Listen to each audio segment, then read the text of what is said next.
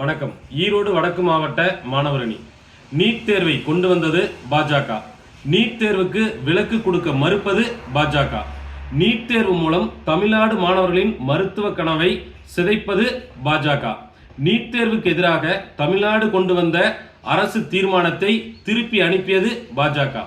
இப்படி நீட் தேர்வு என்னும் பயங்கரவாதத்தின் மூலம் தமிழ்நாடு மாணவர்களின் வாழ்க்கையையும் அவர்களுடைய கல்வித்தரத்தையும் கேள்விக்குறியாக்கி இருக்கக்கூடிய பாஜகவுக்கு எதிராக சட்ட ரீதியிலும் தொடர்ந்து போராடி கொண்டிருப்பது நமது திராவிட மாடல் அரசு.